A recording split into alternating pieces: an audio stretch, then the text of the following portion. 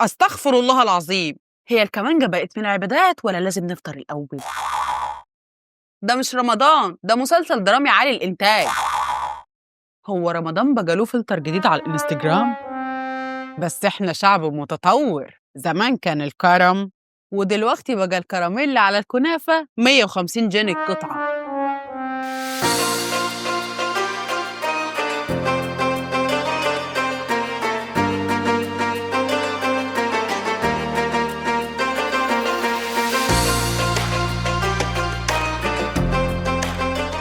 رمضان كان حاجة تانية، كان بسيط وكان له طعم خاص، ريحة الكنافة في الشوارع، صوت المسحراتي وهو بينادي باسمك، القعدة الحلوة على فرش بسيط في الشارع مع الجيران. وكان في فانوس نحاس كده كنا نفضل نغني له حلو يا حلو وهو ولا حاسس بينا، بس بننبسط. دلوقتي الفانوس بقى فيه بلوتوث وبيتشحن يو اس بي، ولو جبتيه الصبح هتلاقيه بيشغل ابن الجيران. المشكلة مش في الفوانيس، المشكلة إن روح رمضان نفسها كانت حاجة تانية.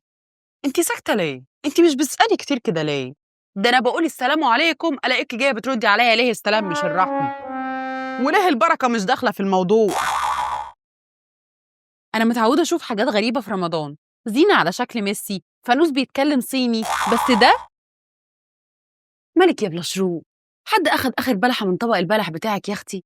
يعني بجد الاسعار دي حقيقيه ولا دي تسعيره حفله عمرو دياب؟ ده سعر خيمه؟ دي مش خيمه، ده مقدم شقه في التجمع. والله حاجة تحزن. رمضان زمان كان الفانوس والبخور وخيم الذكر والابتهالات. فاكرة خيم رمضان بتاعت زمان يا فتحية؟ القعدة البسيطة والفول والعيش الشمسي، واحد بيحكي لك نكت والتاني بيحكي لك عن غزوة بدر. دلوقتي بقى كافيار وشيشة على أنغام الكمانجة. أستغفر الله العظيم. هي الكمانجة بقت من العبادات ولا لازم نفطر الأول؟ بصي بصي الخيم زمان كانت حاجة بسيطة وجميلة ازاي، ناس قاعدة بتذكر ربنا وتسمع قصص الصحابة.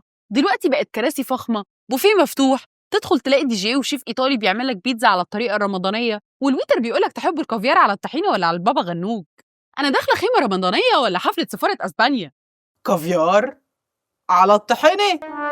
ده مش رمضان، ده مسلسل درامي عالي الإنتاج. الله يرحم زمان كان الفول سيد الأطباق، دلوقتي لو ما عندكيش سمبوسك بالكافيار مش هتدخلي الخيمة. بصي بقى، في خيمة اسمها سحور في الجنة، ودي سعرها كام دي؟ مش كتير، 2500 للفرد بس.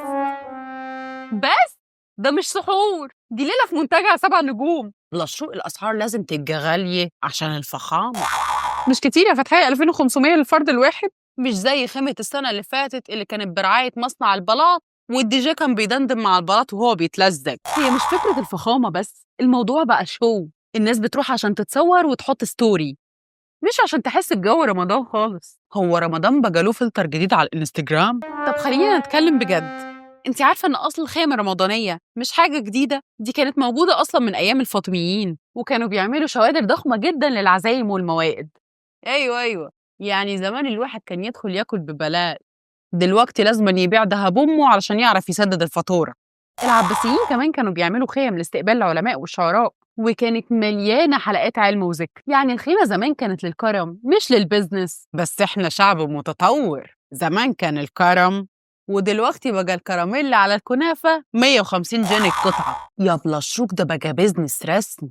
شوفي دي، الخيمة الفلانية برعاية مش عارف مين، والخيمة التانية برعاية شركة موبايلات، والتالتة برعاية براند عبايات شرقية. بعد شوية هنسمع إعلان متعة رمضان الحقيقية بتبدأ من داخل خيمتنا، احجز دلوقتي واحصل على 1%. يا ريتها جت على كده، بس الأسعار بقت جنونية. يعني لو عايزة تقعدي في خيمة متوسطة لازم تبيعي نص هدومك عشان تدفعي الفاتورة. بصي ده كده مثلا،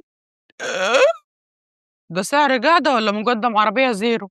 لا يا اختي، زي ما شفتي ما هو بقى في نوعين من الخيم، خيم الفي اي بي وخيم الغلابة. والفرق ما بينهم زي العربية المرسيدس والعربية التمانية راك.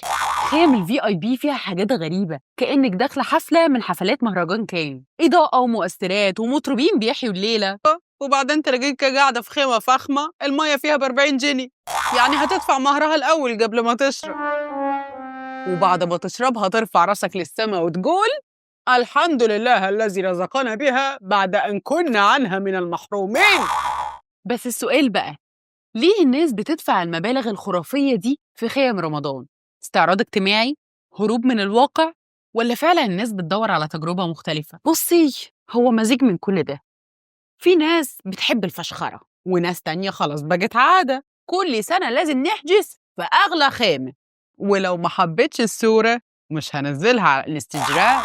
فبقى رمضان بدل ما يكون شهر العبادة بقى شهر الاستعراض، ولو ما صورتيش السفرة 40 صورة قبل ما تاكلي يبقى الفطار مش متبارك.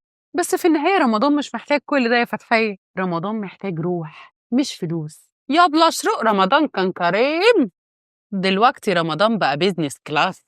هو احنا ليه بندفع كل الفلوس دي عشان نعيش جو رمضان؟ مش رمضان كان جماله في بساطته؟